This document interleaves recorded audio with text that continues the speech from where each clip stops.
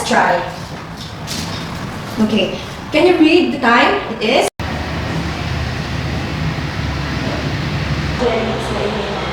Jeremy to Papa. Do you have a resume with you? Lesson plan?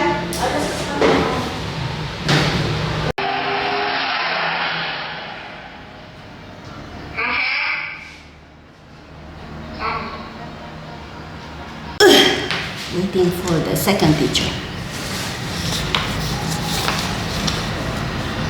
I'm Teacher Sam, and today I will be with you all for a new lesson in mathematics. 9-5. Paano po naging 9-5? Ang ating shorthand ay nakaturo sa ating 9 at magbibilang ulit tayo 5 sa ating 1, di ba? Magbibilang ulit tayo by 5s. Kaya naging 5, 9. Is teaching fun? Ma'am, when I'm teaching kids, ma'am. When you're teaching kids, kids are very naughty, very noisy. No, ma'am, it's tolerable. Group activities. So we will divide our class. Right now, I'm reviewing one of our teacher applicants' resumes and lesson plans. This step is very important for us to make sure that our teachers are qualified, prepared, and aligned with our school standards. I have here your resume with me. Yes, ma'am. Can you tell me something about yourself that is not written here? One thing about me that isn't in the resume, ma'am, is that I value guidance, ma'am. Everything that I have learned, will learn, and lessons that I will learn, well, I believe they can contribute to the improvement of my teaching. And that is 1. Can you read it? Can you read the time? It's 8:15. You know what are we going to do? We're gonna put the what? The shorthand sa ating number 8. Very good. How about in the minute? Okay, let's count. 5, 10, 15. Okay, this is red. Today is January 5, 2026. Very good. Is it a sunny day or a cloudy day? It is a sunny day. That's right. Meaning, you are okay to receive suggestions, Yes, ma'am. criticisms, Yes, ma'am.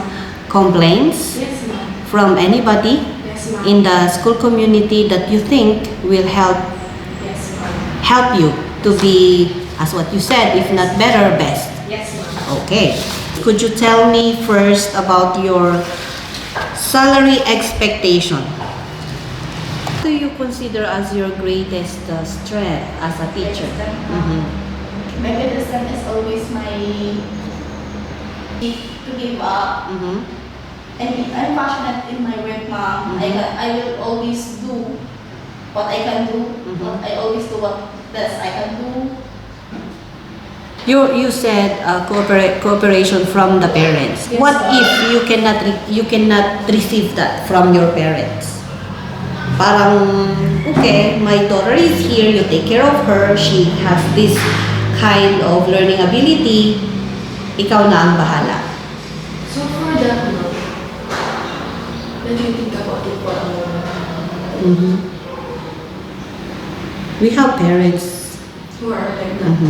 So for that, ma'am, since we are considered as the second parent,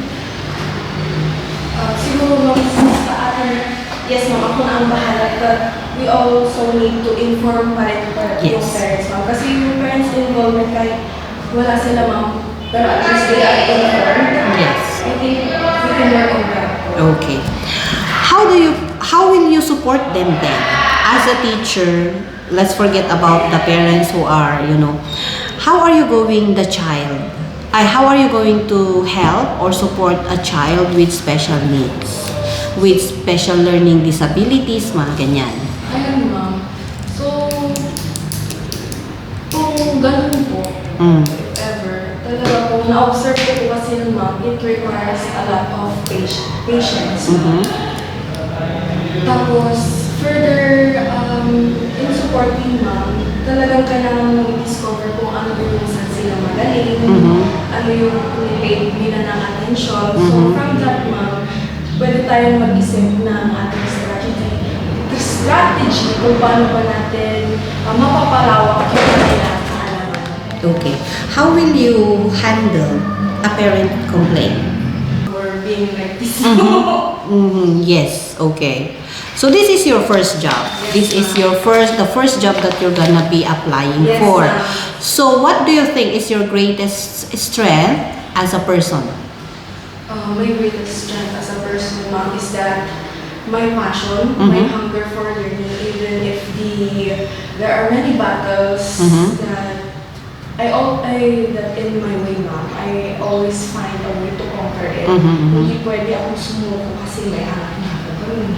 Okay, as a teacher, what is As a your teacher, strength? ma'am, my strength, ma'am, ganun din, ma'am. Kasi hindi din po madali yung pinagdaanan namin from college. Mhm.